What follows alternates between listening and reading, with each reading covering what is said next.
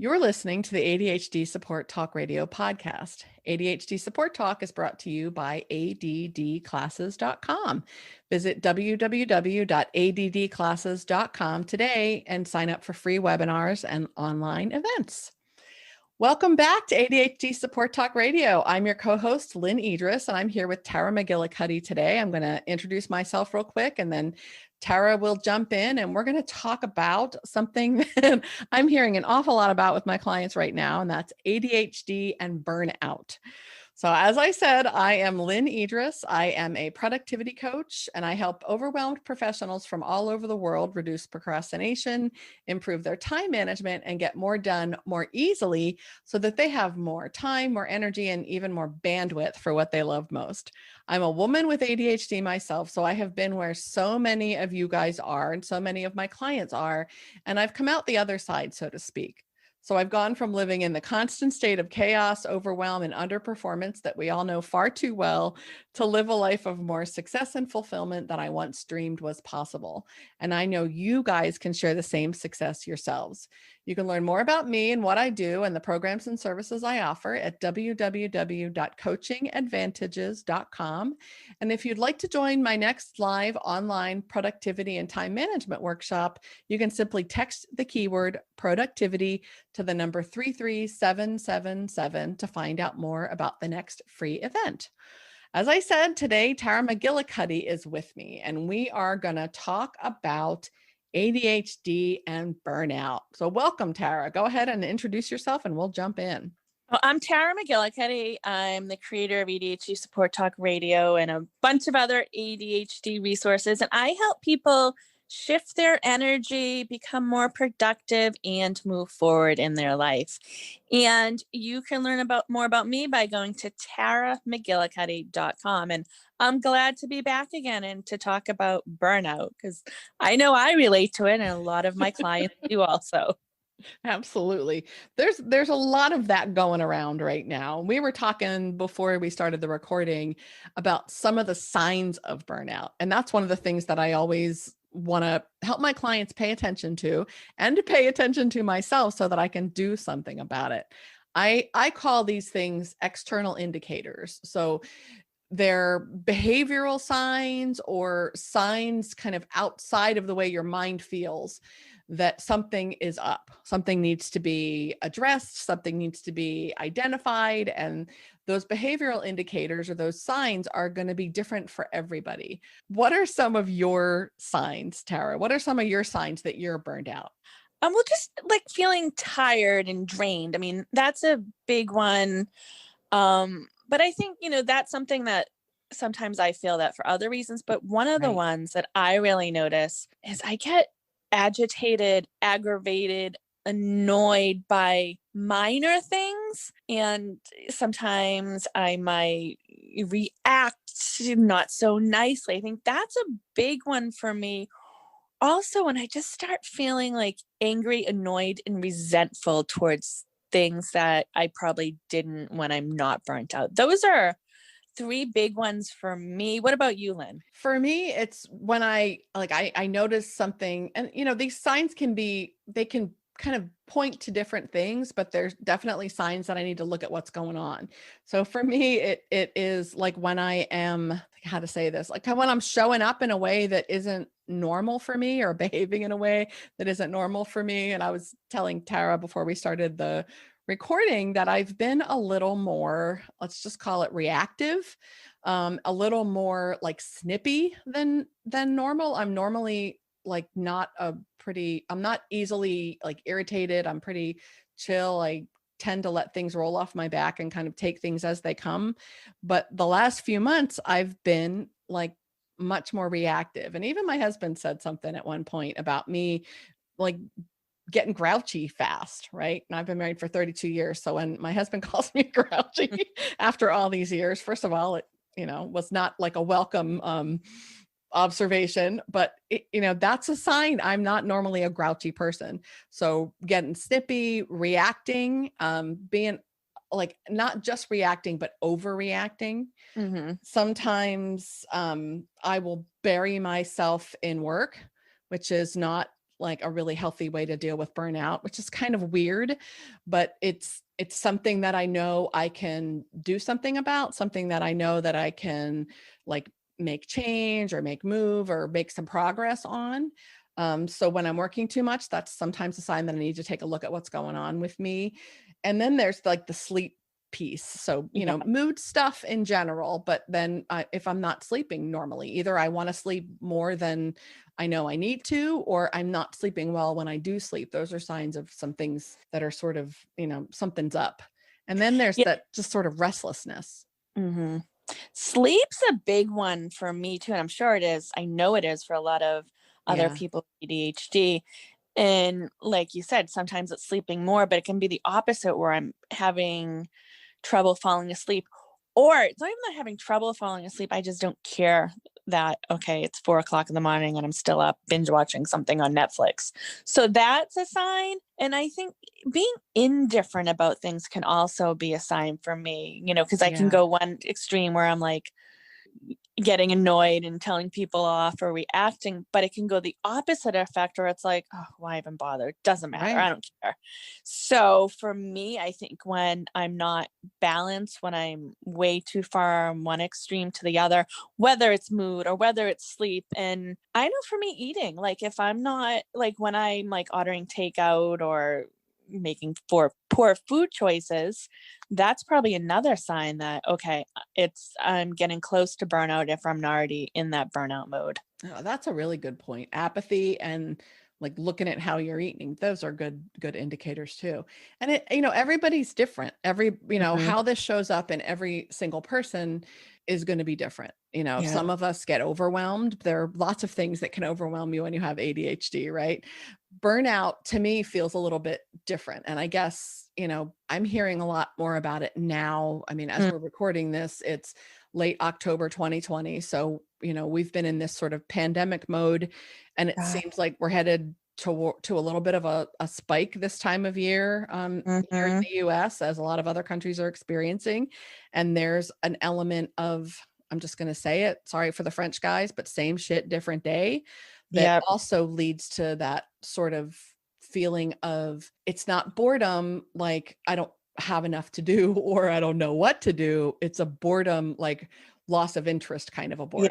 Yeah. Yeah. Those can be signs of other things too. So for those of us that struggle with depression or other mood disorders, these are things to really pay attention to, right? And if that's something that you need help with, make sure you're talking to your doctor, make sure you're Yep. talking to your mental health provider, and that you're taking care of yourself. But I think it's right now, it's really easy to get burnout when a lot of our sort of normal outlets are gone. Yeah. I mean, if we weren't burnt out this year, then something's wrong with you. You're not normal. You're Right. you're honestly not that any of us are normal, but Right.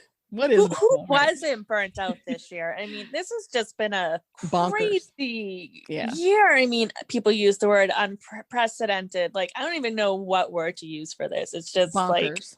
Yeah. yeah, the energy has just been like so heavy and intense and crazy. And yeah, so if you weren't burnt out, then if join the club. We've all been burnt out. Right. But I think one thing to pay attention to is like when you've been burnt out in the past before, maybe it was related to a certain event or a certain time of year or certain people, maybe go back and look at, okay, what caused the burnout? What was related to the burnout? So you can realize, okay, is it just burnout or might it be something else or something in addition to it? Absolutely. And there are plenty of things to get burnt out about, right? Right now, Mhm. I mean, we're headed into the election here in the Yeah. US. And Tara and I were talking before we started the recording. I'm full on burnout Yeah. with election stuff. I don't want to see another commercial. I don't want Mhm. Yeah. another piece of mail in my box. I don't want another text message from some political Oh advocacy my group. I gosh. don't want to hear about it anymore. I'm Yeah. so ready for this to be over with. I'm burnout with the whole, not being able to do the things normally, because of the COVID. I'm Yeah. burnout not being able to see some people that I haven't seen because of COVID. I mean, there are a Yeah. lot of things to get burnout about right now. So, Yeah. paying attention to what's behind it is really important. And looking at too, I mean, that's a really good point, Tara. If you've felt this way before, how to take a look at it, think about it, and think about what have you done in the past that's helped you get past it, right? What, how is this similar to something that you've experienced before, and what worked for you to help yourself get past it? Yeah, definitely. Because we can get past it. We just might have to tweak it a bit this time because things are so intense. They are. But I think one of the big things, or it's not a big thing, but something that can really help is just to simply breathe. Like take a few moments. Like I'm not talking about going into like a 20-minute meditation or anything like that. I mean, that's great if you do that, but just pause, take like 3 deep breaths in and out slowly, feel your feet, connect your body to the earth or wherever you are. That in itself like can help the burnout. And a lot of times I don't know if we forget to breathe, we just don't practice that slow, deep breathing on a regular basis. And when we do, that in itself can start to help with the burnout. Big time, big time. And that's one of the easiest things. And that's always a go-to that I encourage my clients. It's a solution for so many things. It's a remedy for stress. It's a remedy for emotional like dysregulation. It's a remedy for burnout. It's a remedy for anxiety. I mean, that deep, especially diaphragmatic breathing, where you're breathing into and from your diaphragm, your belly. And if you don't know how to do that, Google it. I mean, there are lots of examples, but basically you're just filling your diaphragm, your abdomen full of air instead of filling your lungs, where when you breathe through your diaphragm is a bigger cavity and it holds more, and you can increase blood flow more. The oxygen gets to the blood flow. I'm not saying this well, but the oxygen gets into your blood flow better. It's more rejuvenating more quickly, and it helps like slow your brain down a little bit. And what Tara said about like feel your feet on the floor, that's a really just a simple sort of grounding exercise. And it sounds sort of, like maybe overly simple, but sometimes the most helpful things are overly simple. So just being still for a minute, putting your feet on the floor, feeling your feet connect to the floor, to the ground, whatever, and then taking a few slow, deep diaphragmatic breaths slows your brain down. It can help to shift your mood a little bit, can make a really big difference, and help with focus and, and so many things too. That's awesome. And that's something that takes moments. We're talking like under a minute. It's not you can do it just about anywhere. I mean, absolutely. I mean, depending on where you are, you might not want to close your eyes, but other than that, you can do the breathing anywhere. Absolutely. Without anybody even noticing, right? Absolutely. That's a big one. That's a really big one. I also encourage my clients that, take a few deep breaths and just for a second, think about like, some questions that you can ask yourself. What do I need? Like, what do I need more of? What do I need less of? I know I need less political crap in my like immediate environment for one thing, right? What do I need more of? What's missing? And then what can I do to kind of, redirect this and get myself past this burnout? Yeah. And that's harder right now, I think, than normal, right? But if we're creative, which we are, just sort of, generally we ADHDers tend to be great with ideas when we allow ourselves sort of the permission and the space to come up with some ideas. But, finding some creative ways to give yourself more of what you need and to make sure that you're, getting less of what you don't need or less of what you need less of. Absolutely. But I think even before you do that, giving yourself permission to be burnt out. Like sometimes it's like, we just always shouldn't be burnt out. I should be better at being like, okay, I'm burnt out. I'm accepting I'm burnt out and I'm giving myself permission to be burnt out or overwhelmed or stressed or whatever else it is. And then saying, okay, I'm going to be this way for a moment, or I'm going to be in the burnout or overwhelm.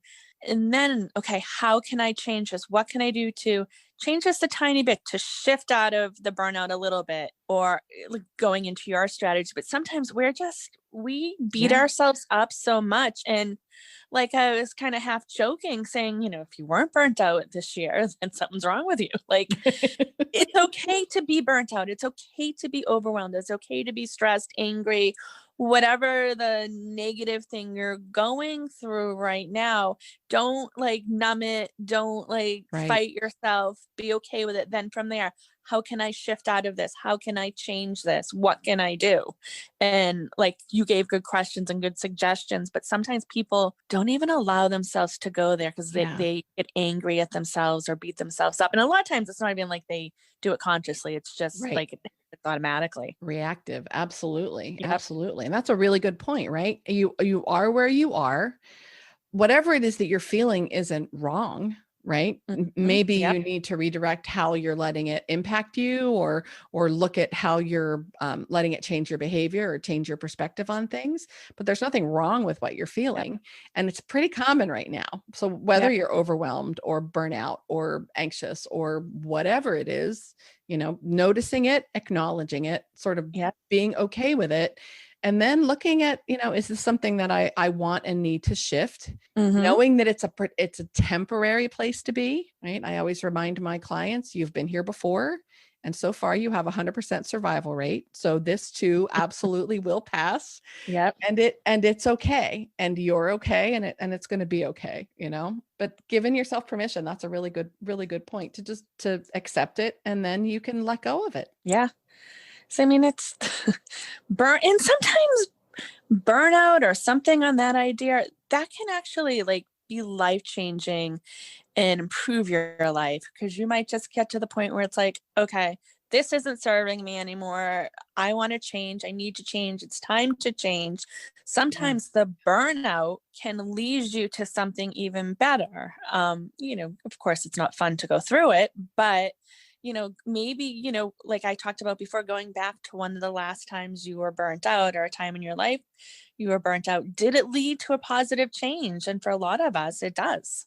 Right. Any time you experience discomfort, you have the opportunity to turn it into something positive, right? Hmm. How can you use this opportunity to come out the other side better, stronger, maybe more connected, maybe more, I don't know, aware, self-aware, maybe with a new set of tools, in your proverbial tool belt to help you cope in the future. I mean, Yeah. absolutely, it could be an opportunity. It's all about perspective, for sure. Yeah. And it's okay to reach out for help, whether it's a coach, a mental health professional, a medical professional, a friend, a support group. I can keep going on and on. But I think that's one of the things that's been really challenging this year is Mhm. the way we connect with people totally shifted. Yes. And some of us have made new connections. We've, connected with people online or in different ways. But that's the thing. Even if you can't reach out and connect with people like you were used to, there are still ways to reach out and connect and get that support and that help and, get out of the isolation. Absolutely. Absolutely. That's a really good point. We have to be much more proactive, I think, now than we have been in the past, and that's not always easy, but absolutely is something you can do if you're intentional about it. Hmm. Good points. Very good Yeah. points. Anything else you want to share or add, or last thoughts you want to leave our listeners with, Tara? I think, giving that yourself that permission to be burnt out, be overwhelmed, be stressed, angry, sad, whatever else it is, then moving forward, also putting yourself first, understanding that self-care is so important. And some of these things that help us get past burnout, we may look at it as, oh, that's not a necessity. But in these times, probably any time, but especially these times, it is. So really put yourself first, give yourself permission to fail and be where you are, and then give yourself permission to move forward. Absolutely. Be nice to you. We talk a lot Yeah. about self-care. It is so important, right? Not just like I always call it like the typical self-care stuff, sleep, exercise, stress management, nutrition, that stuff, but also doing things that you enjoy, doing things that are creative outlets for you, doing things that, let you sort of live in the areas that you have strengths in, whether that's some sort of, I don't know, artistic or other sort of creative expression, or a hobby or something that you've lost track of, or whether it's just reading or being alone, having quiet time, taking a bath, whatever that is, it's not selfish, it's self-sustaining. And that, that oxygen mask metaphor is greatly overused, but it really is true. We all need to make sure that we're doing a lot more of that right now. I think especially right now, it's not Yes. something that you earn. It's something that helps you. It's something that's part of what you need to do proactively. Absolutely. Absolutely. Good points. Good points. Well, thanks for chatting about this with me today, Tara. I've been feeling a Thank little you. burnt out in a couple of different ways. So that always helps me to talk about it and to listen to other people talking about how they're coping, and to know that you're not alone. I think that's so important, especially right now, as we're all, so many of us are feeling a little bit more isolated than normal. Yes, definitely. I know it helped me to process it too, because believe it or not, I'm burnt out by a few things also. I am quite sure. I am quite sure. Well, thanks so much. And thanks everyone for listening. If you find the podcast helpful, if you enjoy it, please go visit us on iTunes and leave us a positive review. The more positive reviews we have, the more people can find us, and the more people that we can help and really connect with, and really help to understand what they're going through is something that they don't have to hide or feel alone about. So that's a really important part of what we want to do with this podcast, is reach as many people and connect with as many people as we can.